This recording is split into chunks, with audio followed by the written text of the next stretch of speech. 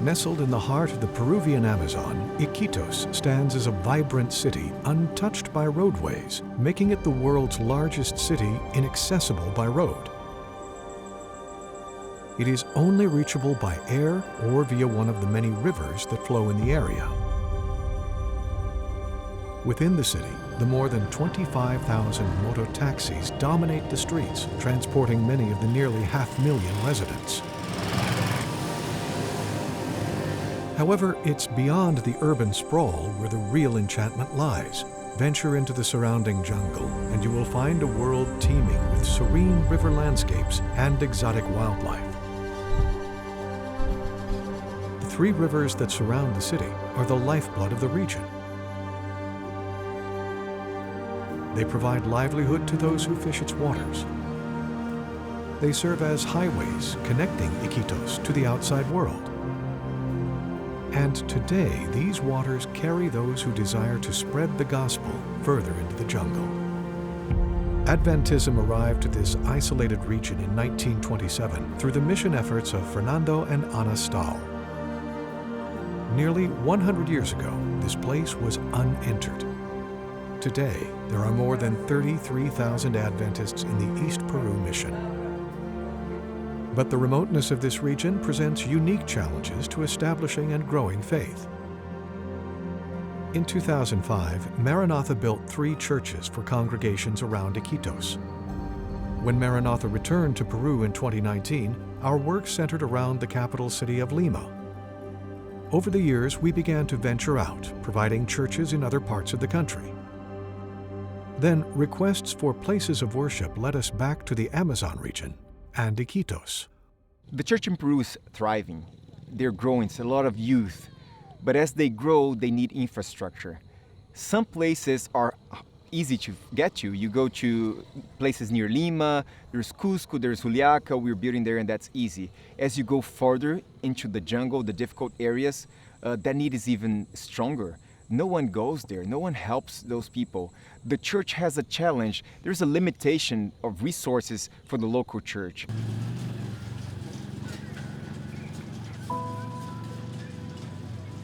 Josue Huayta is a baker who lives in the outskirts of Iquitos in a neighborhood called Via Calypso. This settlement was established after major flooding impacted the region, leaving 100,000 people homeless. The government offered pieces of land further away from the river to residents who lost their homes. And as the new neighborhood was being developed, Josue was offered a job as a security guard, a position he didn't really enjoy and found challenging because he had to work on Sabbath. Worshipping on Sabbath was important to him, and there were no other Adventists in the area. He wanted to quit, but his boss convinced him to keep the job and allowed him to worship on Sabbath. But he still found himself without a church family, wondering what purpose God had for his life. Then the government began to offer land in the neighborhood to more people to build homes. Josue saw this as his opportunity to grow his church. Entonces, yo pensé en la iglesia y dije invitar a algunos amigos que no tienen casa, que viven en la zona inundable. Los llamé, los invité y vinieron. Entonces yo formé la iglesia. Ahí justo en mi puesto, ¿no? Estaba en mi lugar de trabajo. Ahí hice la iglesia. Ahí cantábamos, orábamos, dábamos las ofrendas.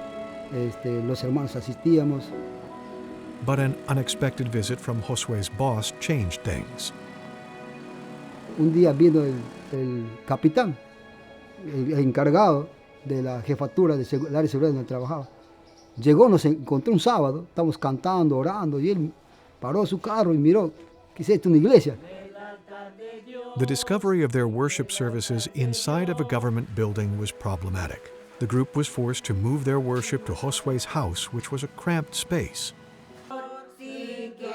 Then, in 2014, they were given a piece of land and soon constructed a church. A decade later, it still serves more than 20 members and 30 to 40 children. But the church building has seen better days.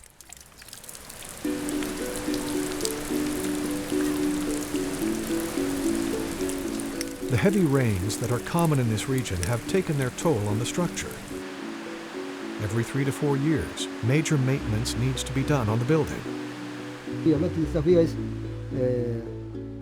la construcción de material noble que necesitamos, porque las paredes son rústicas, puede venir un viento fuerte, ya que en el lugar choca fuerte el viento. Este es un lugar donde el viento es demasiado fuerte muchas veces, pero cambiamos ahora ya los horcones de madera, reforzándolos porque se pudren, duran 2 años, 3 años. Replacing and repairing their church is a time-consuming and costly practice. With limited resources, the congregation was left praying for a better solution. Not far from Via Calypso is the neighborhood of La Molina, home to Jack Bateman Souza.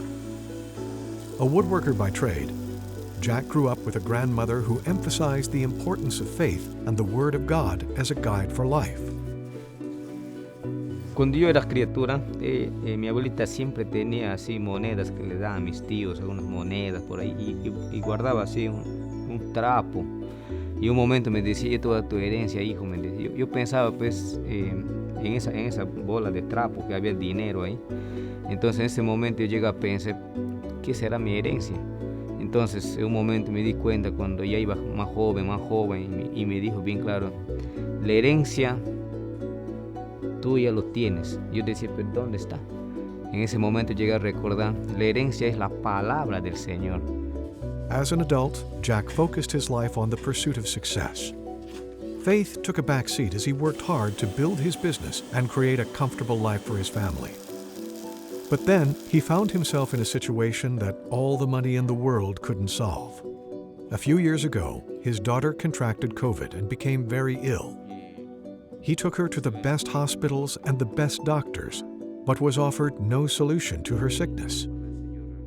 Entonces en ese momento me di cuenta, estaba desesperado. ¿Por qué? Porque en ese momento necesitaba yo la vida de mi criatura. En ese momento estaba en mi movilidad con agonía, o sea, estaba así. Y en ese momento llegué a pensar, ¿de qué me sirvió que yo estaba queriendo hacer empresas acá? ¿De qué? ¿De qué me servía tener un carro de lujo? Entonces en ese momento yo, detrás de mi movilidad, yo me arrodillé, ahí donde en ese momento clamé al Señor directamente, porque la palabra un momento me quedó grabado, donde que mi abuelita me dijo, no confíes en un hombre, confía directamente en ese Dios que está arriba, porque los hombres te pueden fallar, pero Dios no falla. Jack remembered the inheritance his grandma had given him years ago, and that drove him to his knees and into his Bible. Thankfully, his daughter made a full recovery. The experience stirred a renewed desire to reconnect to faith, prompting him to reach out to his aunt, Elsa. Elsa had recently moved to town and was trying to establish a church in her new neighborhood. She was pleasantly surprised at Jack's invitation to begin Bible studies. Soon, a small group of members began meeting for worship at Jack's home. Seguíamos creciendo. Seguíamos acá en la casita y entonces el hermano orábamos, decíamos que nosotros quisiéramos un terreno para la iglesia, porque venían visitas acá y tú sabes, en el hogar es muy diferente que estar en una iglesia. Jack donated a piece of his land, and in 2022, the group constructed this structure. Jack and Elsa continued to reach others in the community, and 23 people were soon baptized, filling their church. Even though the building is only a couple years old, the wet environment has quickly deteriorated the church.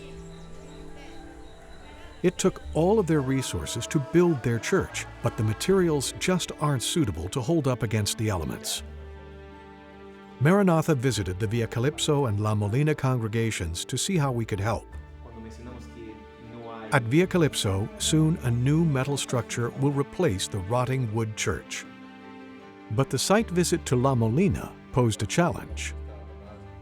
It's a location that when we came to visit, the land was too small. We were about to say that we cannot help you when the church member decided that he was going to donate land. So he gave a piece of his land. We're going to build close to his home that's going to be donated to the church, and now they can grow and reach the community around them. When we come back, we head down the river to meet more Adventist communities in desperate need of proper structures.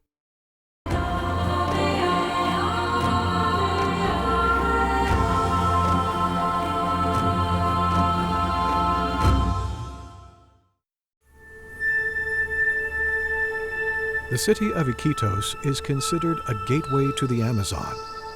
Venture out on the river from town, and life slows down. These rivers transport people and goods deep into areas that would otherwise be out of reach. But that process can be long and laborious. When you come to Iquitos, you can reach a few churches that are near the city. But in San Regis, you have to go down to Nauta and take a boat 2 hours down the river, and we're going to have a lot of challenges going there. But this is just 2 hours away. We have churches that are a day, 2 days out into the river. Josue Cubas is a pastor and lives in the town of Nauta. The district he is responsible for includes 25 churches, most only accessible by boat. This means Josue can spend hours on boats, visiting each and every one of his congregations. In addition to the time it takes, the boat trips can be expensive. Siento que a veces llegamos a lugares donde no es fácil llegar y donde no muchos podrían estar dispuestos a llegar, porque me ha tocado un caso de una persona que, por ejemplo, estaba muriendo con SIDA, ¿no? Entonces me llamaron, me dijeron: pastor, queremos que vengas, te están esperando. Y a veces uno pone en la balanza el presupuesto para llegar, es una persona que ya va a morir. Si uno lo hiciera interesado en cuestiones económicas o materiales, decía, no vale la pena para allí. Pero si uno ve que esa es una alma por cual Cristo murió, vale la pena ir. His work means a lot of travel, rustic accommodations, and time away from home. But none of that deters him from the ministry he feels called to. Nosotros hemos hecho un compromiso con el Señor. Heme aquí, envíame a mí. Y los pastores rotamos y nos toca a veces diferentes realidades. A veces un poco más cómoda y a veces más desafiante. Pero lo que yo aprendí en los más de 10 años en este ministerio, que cada lugar tiene experiencias muy bonitas, por más desafiantes que sean. The brotherhood that he finds in his churches was planted many years ago by missionaries. 17 years ago, evangelists stopped in the small town of San Regis. Although stopping there wasn't part of their plan, the missionaries felt compelled to preach there. Ruben Cacique was one of the people who heard the message. Previously the town drunk, Ruben accepted the gospel they presented and is now the treasurer of the San Regis Adventist Church. He and a friend established the church in 2005, and today dozens join them each week for worship. But their place of worship faces many issues due to the climate. Aquí la zona es prácticamente, los templos son la mayoría de madera.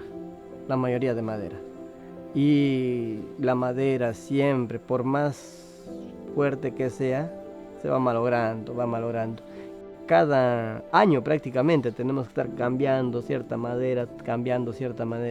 Y eso demanda no solamente cambiar, sino también pintar y más gasto, ¿no?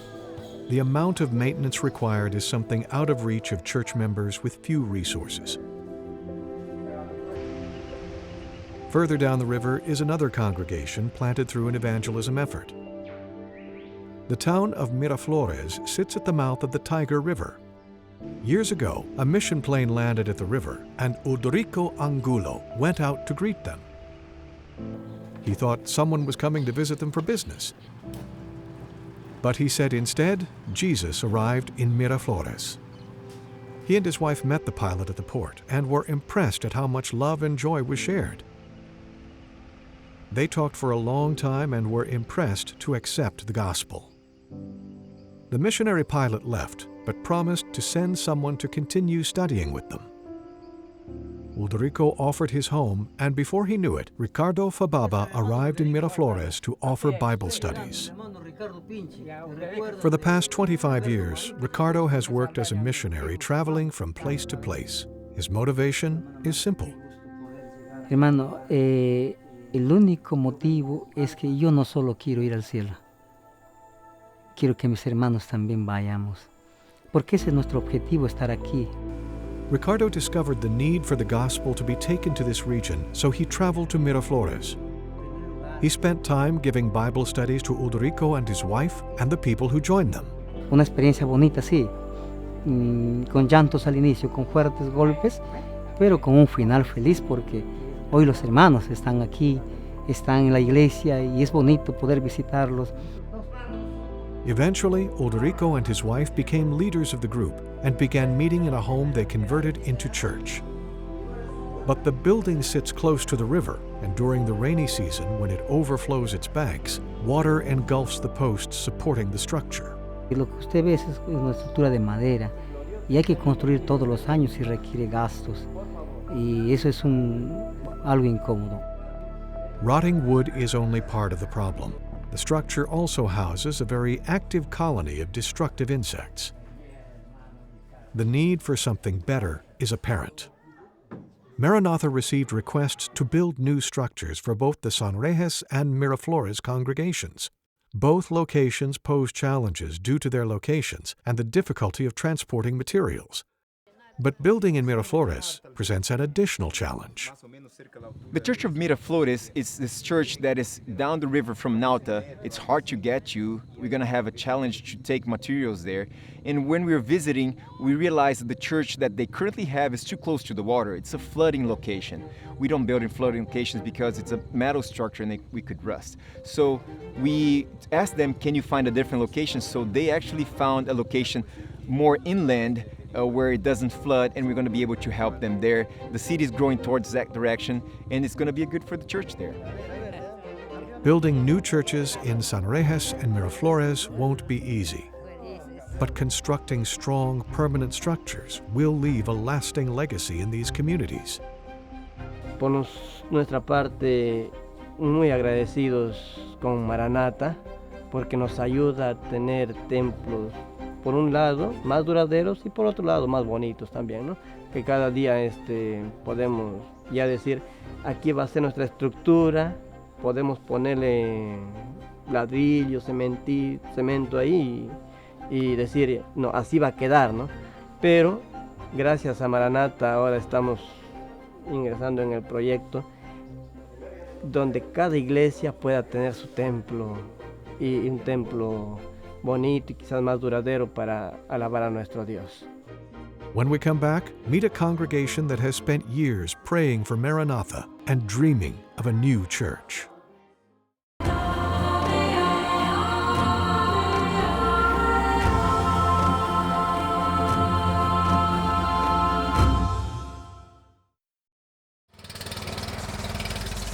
As the crow flies, the village of Loboyacu isn't far from Iquitos.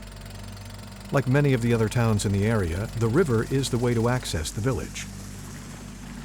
Visiting requires a boat ride. But Loboyacu lies deep inland from the river. There are no cars in the area. Moto taxis are the only means of transportation, traveling on a single strip of sidewalk through the dense vegetation.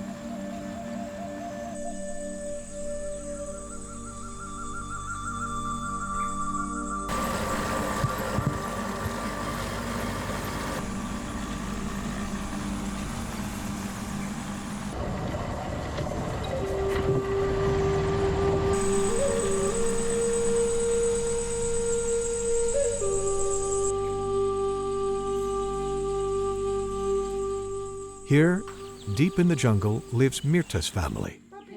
Years ago, her father died of cancer, leaving her mother a widow with 7 children.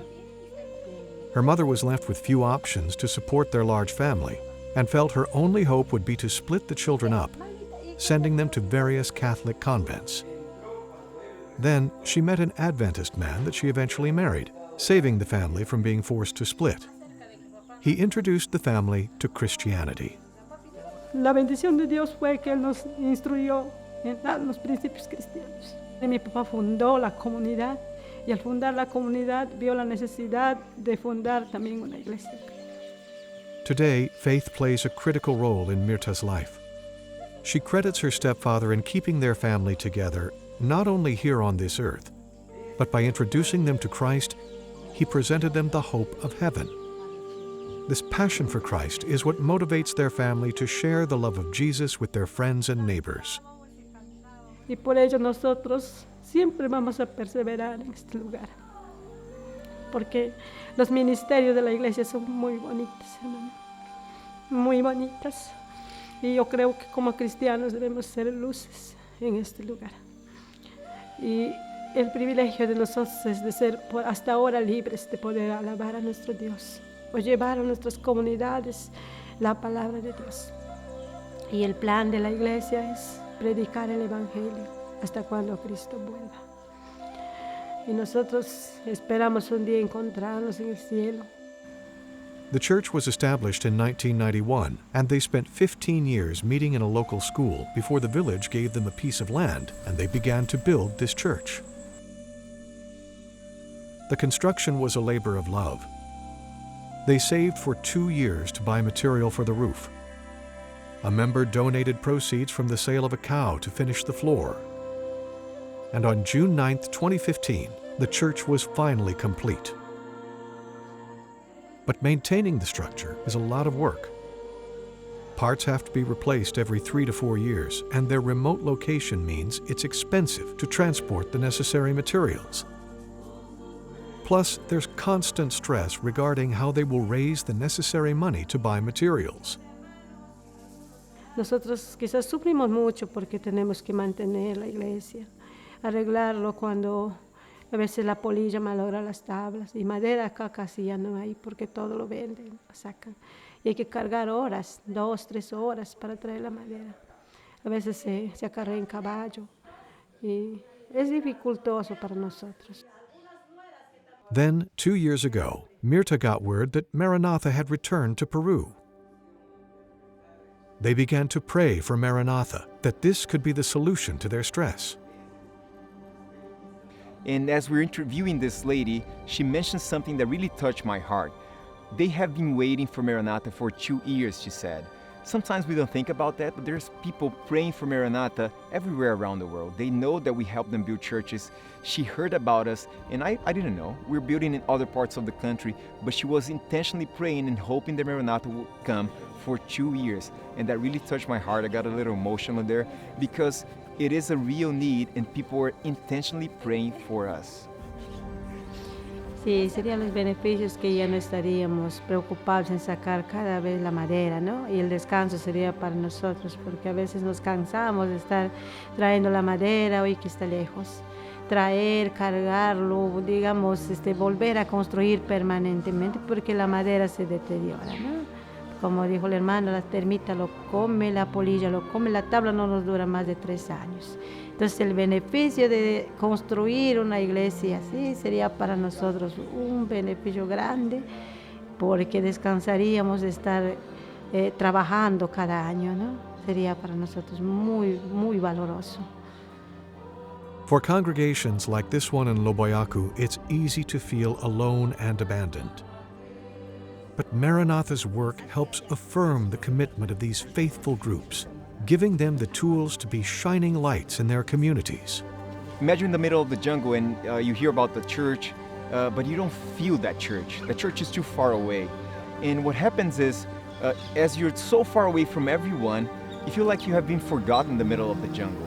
And when you come and you talk to them, as we touch them with construction, as we come from different countries and we're helping them, you can feel how there is a morale boost. People feel like they're part of something bigger. They're part of a big church that cares about them. And that's also, I think, a way that Jesus touches them, saying, we're here, we're a big family, and we're taking care of you.